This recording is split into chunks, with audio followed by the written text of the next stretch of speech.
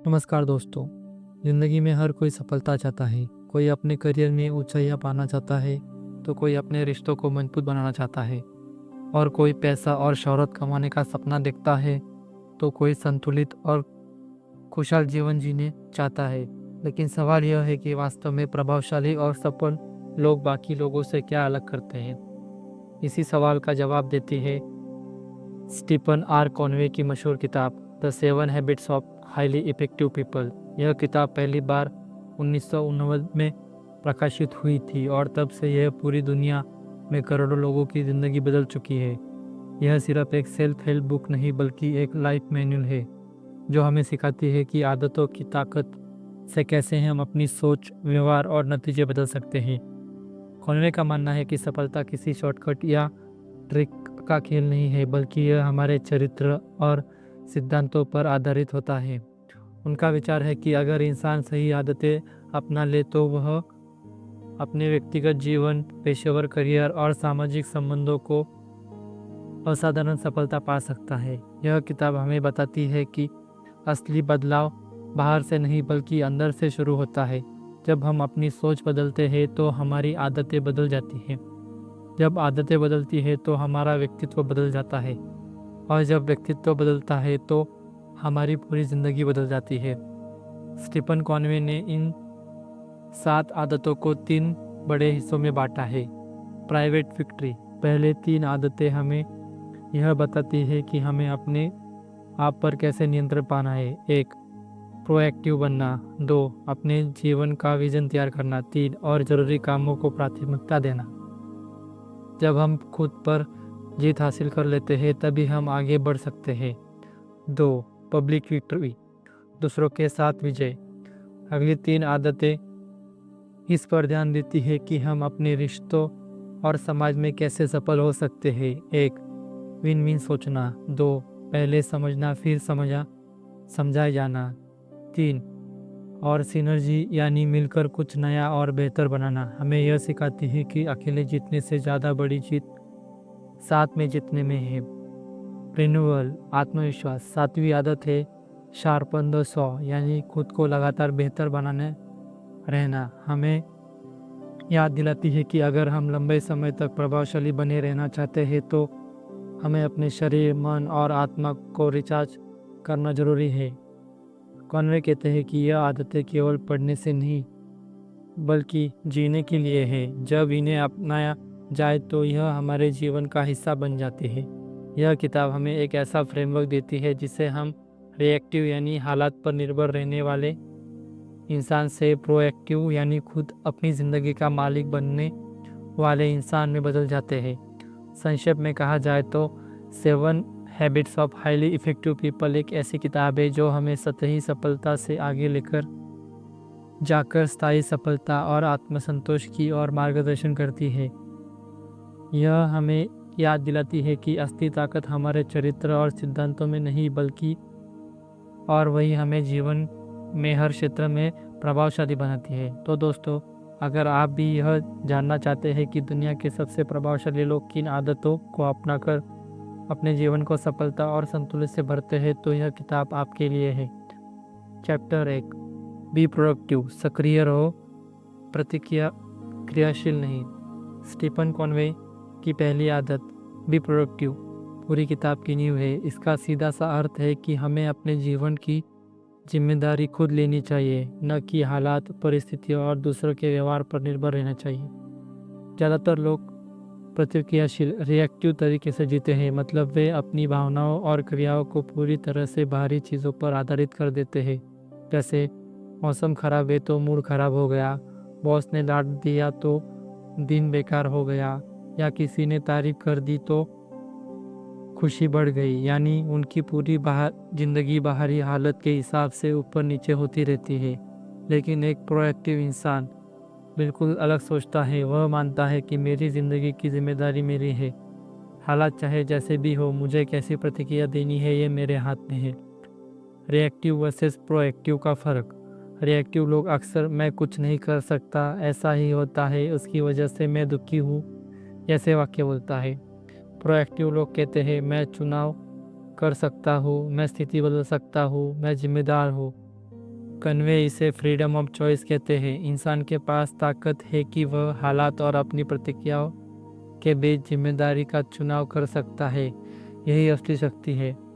Circle of concern and circle of influence. Conway ने एक शानदार कॉन्सेप्ट दिया, सर्कल ऑफ कंसर्न। इसमें वे सारी चीज़ें आती है जिसमें जिंदगी हमें चिंता होती है, मौसम, राजनीति, अर्थव्यवस्था, दूसरों का व्यवहार इत्यादि। लेकिन इनमें से ज़्यादातर चीज़ें हमारे नियंत्रण में नहीं होती। Circle of influence. इसमें वे चीज़ें आती है जिन्हें हम वास्तव में प्रभाव डाल सकते हैं। हम वास्तव में प्रभाव डाल सकते हैं, हमारी सोच, हमारी आदतें, हमारे फैसले और हमारी प्रतिक्रिया। रिएक्टिव लोग अपना समय और ऊर्जा सर्कल ऑफ कंसर्न में बर्बाद करते हैं, इसलिए वे कमज़ोर और परेशान हो जाते हैं, जबकि प्रोएक्टिव लोग अपनी ऊर्जा सर्कल ऑफ इन्फ्लुएंस पर लगाते हैं, जो धीरे धीरे उनका यह घेरा बढ़ता जाता है। प्रोएक्टिव अपने के फायदे। 1. आत्मनियंत्रण बढ़ता है। हालत चाहे जैसे भी हो, आप अपनी शांति और दिशा बनाए रखते हो। 2. रिश्ते मजबूत होते हैं। आप दूसरों को दोष देने के बजाय समाधान पर ध्यान देते हो। 3. करियर और जीवन में प्रगति होती है। आप शिकायत में नहीं बल्कि आगे बढ़ने में ऊर्जा बढ़ाते हो। 4. आत्मसंतोष मिलता है। आपको महसूस होता है कि आप अपनी ज़िंदगी के मालिक हैं, किसी हालत के गुलाम नहीं। बी प्रोएक्टिव हमें यह सिखाती है कि हम परिस्थितियों के गुलाम नहीं बल्कि अपने चुनाव के मालिक हैं। यह आदतें हमें यह शक्ति देती है कि हम प्रतिक्रियाशील जीवन से निकलकर सक्रिय और जिम्मेदारी जीवन जी सके। स्टीफन कॉन्वे कहते हैं कि your life doesn't just happen whether you know it और not, it is careful design by you.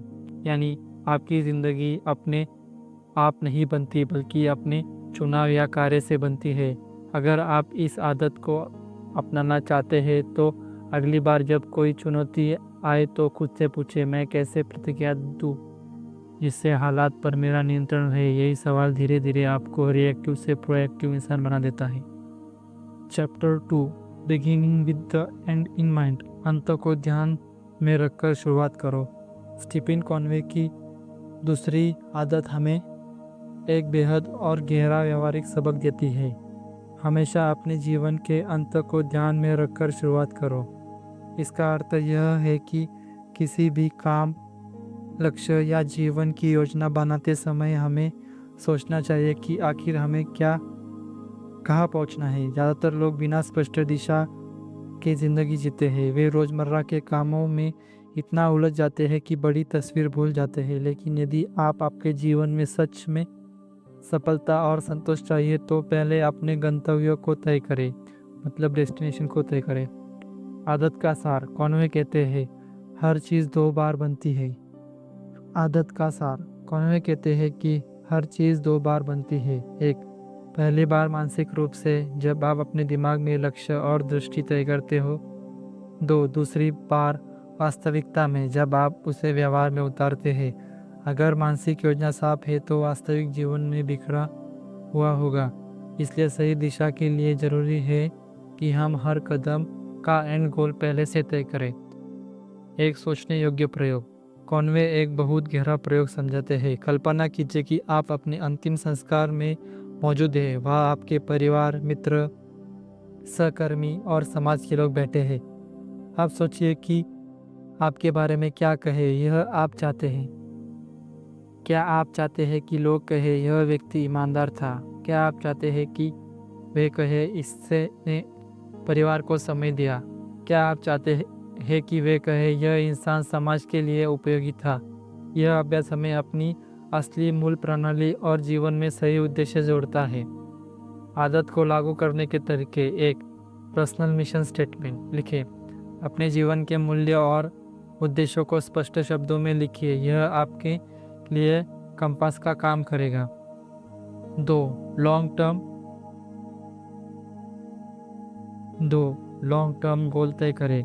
केवल आज या कल के नहीं बल्कि 5-10 साल बाद आप कहाँ होना चाहते हैं यह सोचिए। 3. डिसीजन मेकिंग को आसान बनाइए। जब आपके पास स्पष्ट उद्देश्य हो तो छोटे बड़े फैसले लेना आसान हो जाता है। 4. प्रायोरिटीज पहचानें। अंतों को ध्यान में रखते हुए आप समय और ऊर्जा उन्हीं कामों पर लगाए जो वास्तव में महत्वपूर्ण है। फायदे: आपको हर काम की स्पष्ट दिशा मिलती है। जीवन में भ्रम और बिखराव कम होता है। आप वही जीवन जीते हैं जिसकी आपने कल्पना की थी, न कि वो जो हालात ने आपको थमा दिया। यह आदत आपको दीर्घकालीन सफलता और संतोष देती है। Beginning with the and in mind हमें यह सिखाती है कि सच्ची सफलता वही है जब हम अपनी ज़िंदगी अपने मूल्य और उद्देश्यों के अनुसार जिए।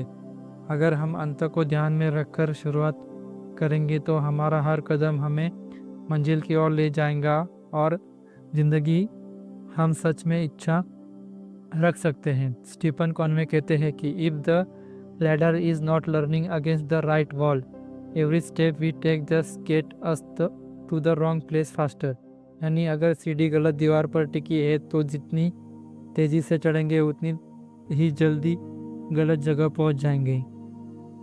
Chapter 3, put first thing first, ज़रूरी चीज़ों को प्राथमिकता दो। स्टीफन कॉनवे की तीसरी आदत हमें सिखाती है कि जीवन में सफलता पाने के लिए केवल लक्ष्य बनाना काफ़ी नहीं है, बल्कि सही काम को सही समय पर करना सबसे ज़रूरी है। बहुत से लोग अपने दिन में छोटे मोटे तत्कालीन कामों को में बर्बाद कर देते हैं और उन चीज़ों पर ध्यान नहीं दे पाते जो लंबे समय तक जीवन को दिशा और सफलता देती है।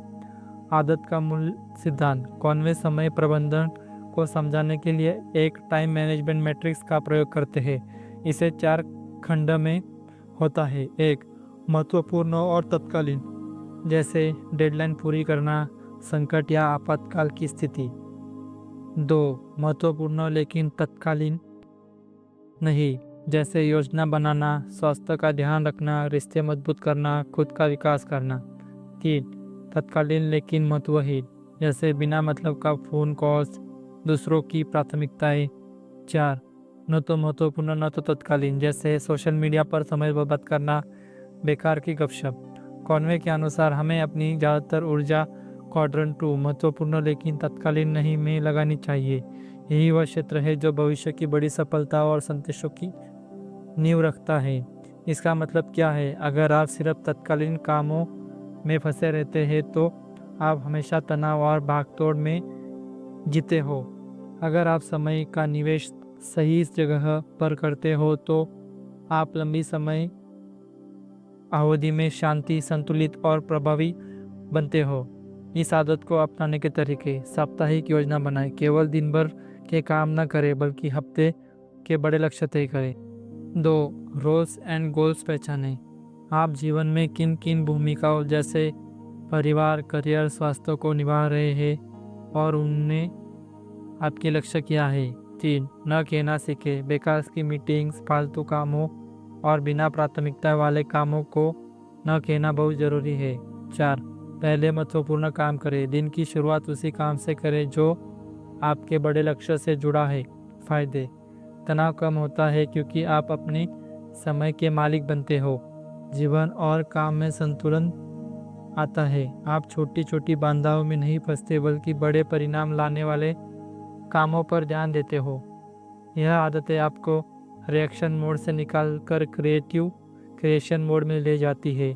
पुट फर्स्ट थिंग्स फर्स्ट हमें याद दिलाती है कि सफल लोग वही होते हैं जो प्राथमिकताओं को स्पष्ट करके उसी के अनुसार काम करते हैं। तत्कालीन काम हमें दबाव में डालते हैं लेकिन महत्वपूर्ण काम हमें भविष्य की ओर ले जाते हैं। अगर आप अपनी ऊर्जा और समय सही जगह पर लगाना सीख ले तो आपकी उत्पादकता ही नहीं बल्कि जीवन की गुणवत्ता भी कई गुना बढ़ जाएंगी।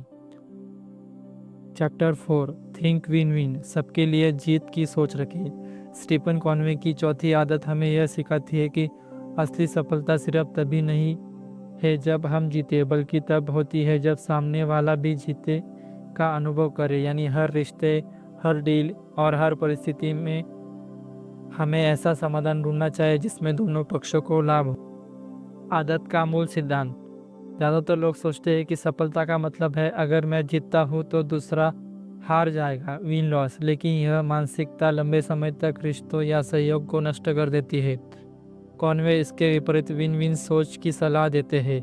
इसका मतलब है रिश्ते आपसी सम्मान और विश्वास पर आधारित हो।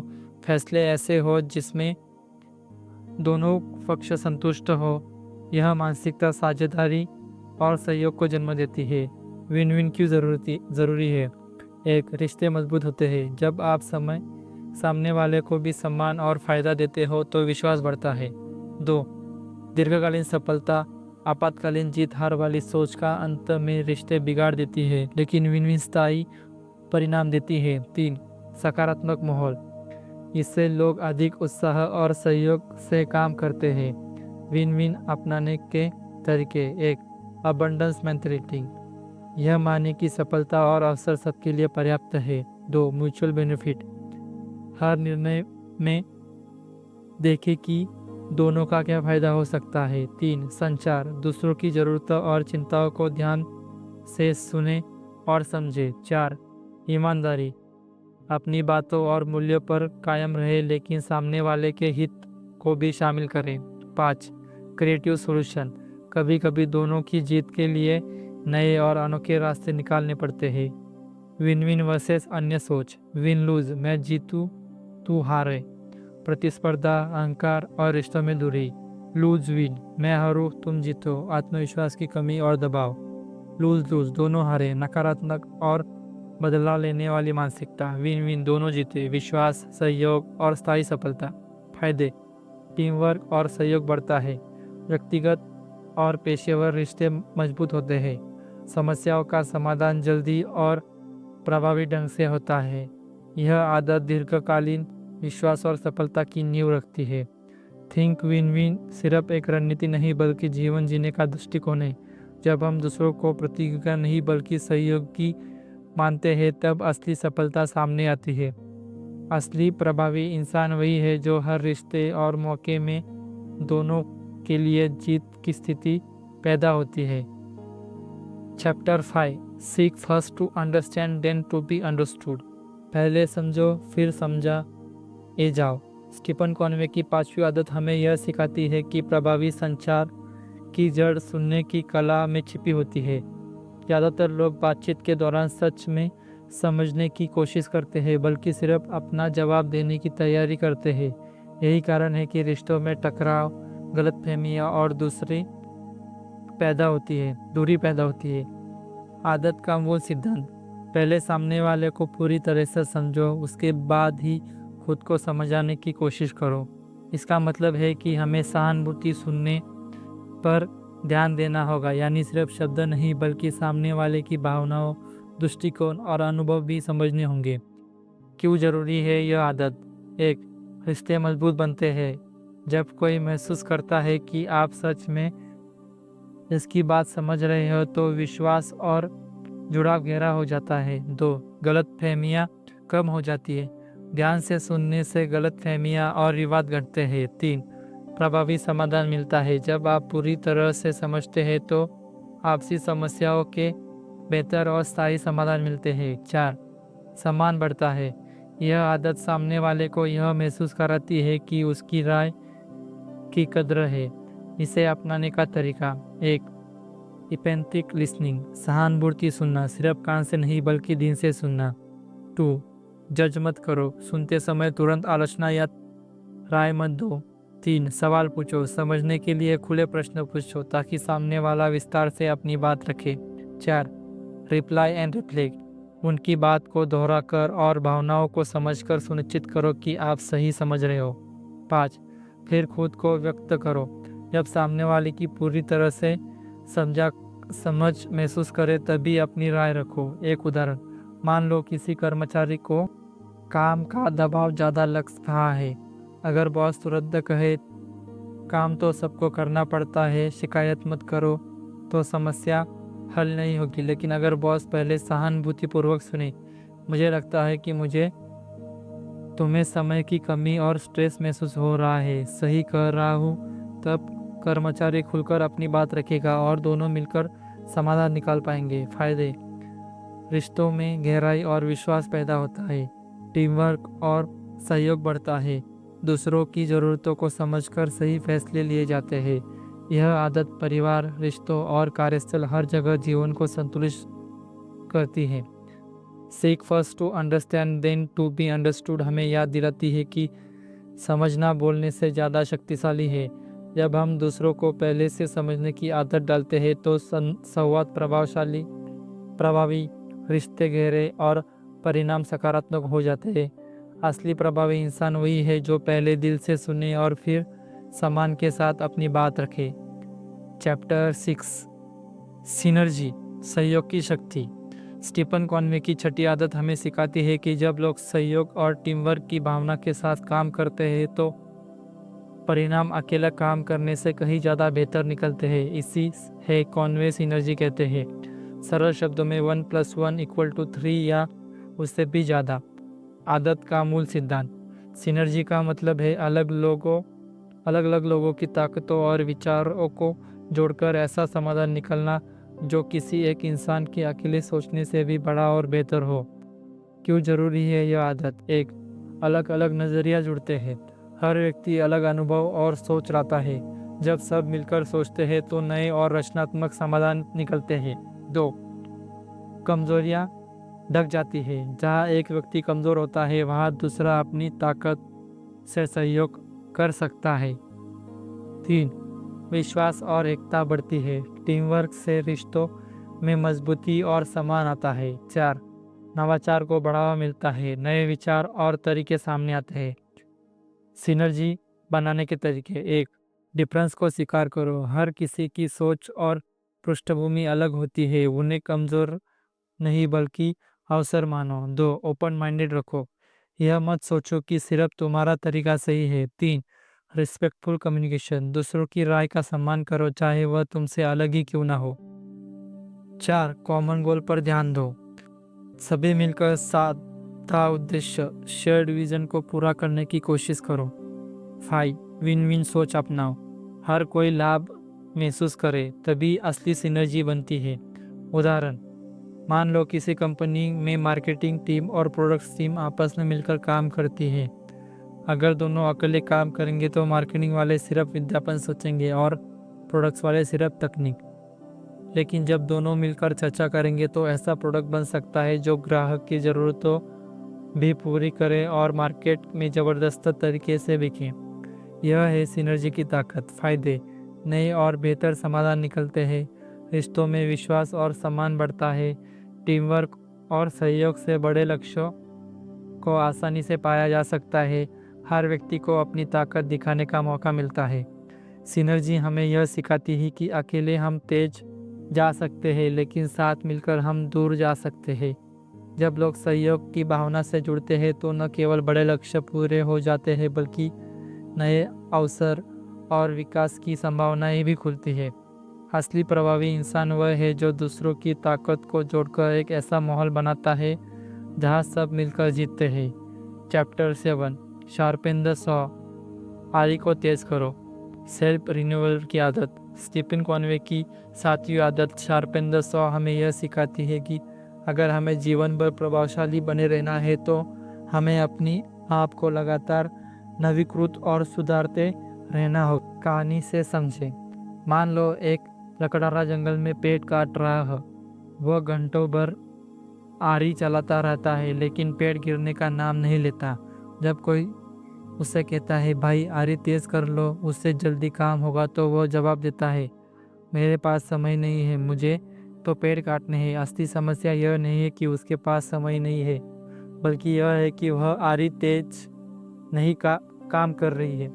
यह कहानी हमें बताती है कि अगर हम अपने आप को निखारने के लिए समय नहीं निकालेंगे तो हमारी मेहनत धीरे धीरे कम असरदार होती रह जाएंगी।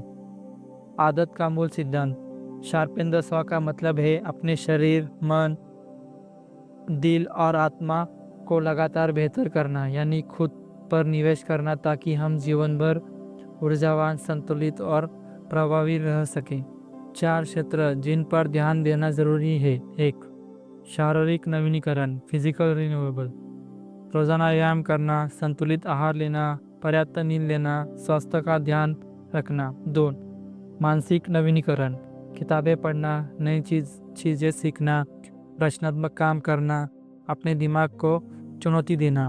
3, भावनात्मक सामाजिक नवीनीकरण, परिवार और दोस्तों के साथ समय बिताना, रिश्तों को मजबूत करना, दूसरों की मदद करना और सकारात्मक संवाद करना। 4. आध्यात्मिक नवीनीकरण, ध्यान और प्रार्थना करना, प्रकृति के साथ समय बिताना, जीवन के उद्देश्य और मूल्यों को समझना। फायदे: लगातार विकास और आत्म सुधार की आदत बनती है, थकान और तनाव कम होते हैं, जीवन में संतुलन बन रहा रहता है, लंबी अवधि में प्रभावशीलता और सफलता बढ़ती है, आत्मविश्वास और आंतरिक शांति मिलती है। उदाहरण: अगर कोई छात्र बिना ब्रेक लिए दिन रात पढ़ाई करता है तो शुरू में वह अच्छा कर सकता है, लेकिन कुछ समय बाद उसका दिमाग थक जाएगा और पढ़ाई बेकार हो जाएगी। लेकिन अगर वह रोज थोड़ा थोड़ा आराम करे, व्यायाम करे और खुद को रिफ्रेश करे तो उसकी पढ़ाई ज़्यादा प्रभावी होगी। निष्कर्ष: शार्पेन द सॉ हमें याद दिलाती है कि अपने आप पर ध्यान देना आलस नहीं बल्कि निवेश है। जितना हम अपने शरीर, मन, दिल और आत्मा को निखारेंगे उतनी ही हमारी जिंदगी ऊर्जावान और सफल होगी। असली प्रभावी इंसान वही है जो न सिर्फ अपने काम पर ध्यान देता है बल्कि खुद को भी हर दिन बेहतर बनाने के लिए समय निकालता है। तो दोस्तों, आज हमने जाना कि the 7 habits of highly effective people सिर्फ एक किताब नहीं बल्कि एक लाइफ ट्रांसफॉर्मेटिंग फ्रेमवर्क है जो हमें बताती है कि सफलता और संतुलन पाने के लिए सही आदतों को अपनाना जरूरी है। हमें सीखा कि बी प्रोएक्टिव, अपनी ज़िंदगी खुद, जिम्मेदारी खुद लेना और हालत पर नहीं बल्कि अपने एक्शंस पर फोकस करना। Begins with the and in mind, vision के साथ जीना और हर काम का उद्देश्य तय करना। पुट फर्स्ट थिंग फर्स्ट, ज़रूरी चीज़ों को प्राथमिकताएं देना और समय का सही इस्तेमाल करना। थिंक विन विन, रिश्तों में सहयोग और सफलता बनाए रखना। Seek first to understand then to be understood, दूसरों को समझना सीखना ताकि मजबूत रिश्ते बन सके। सिनर्जाइज, मिलकर काम करना और टीम की ताकत से असंभव को संभव कराना। शार्पेन द सॉ, लगातार खुद को बेहतर बनाना, चाहे वह मानसिक, शारीरिक और आध्यात्मिक हो। दोस्तों, स्टीफन कॉनवे हमें याद दिलाते हैं कि हमारा चरित्र ही हमारी तकदीर बनाता है और आदतें हमारे चरित्र की नींव है। अब सवाल आपसे, क्या आप भी अपनी ज़िंदगी को बदलने के लिए 7 आदतों को अपनाने के लिए तैयार हैं? क्या आप भी प्रोएक्टिव होकर अपनी डेस्टिनी खुद लिखना चाहते हैं? क्या आप रिश्तों और करियर दोनों में विन विन बनाने के लिए अपनी ताकत को अपनाएंगे? अगर इस वीडियो ने आपको प्रेरित किया हो तो इसे लाइक कीजिए, अपने दोस्तों के साथ शेयर कीजिए और चैनल को सब्सक्राइब करना मत भूलिए। बेल आइकन दबाइए ताकि अगली किताब की दमदार और प्रेरणादायक समरी सबसे पहले आप तक पहुंचे। याद रखिए दोस्तों, सक्सेस एक डेस्टिनेशन नहीं बल्कि सही हैबिट से बनी एक जर्नी है। धन्यवाद। अब जाइए और इन 7 हैबिट्स को अपनाकर अपनी ज़िंदगी को नया आकार दीजिए। धन्यवाद। मिलते हैं अगली वीडियो में।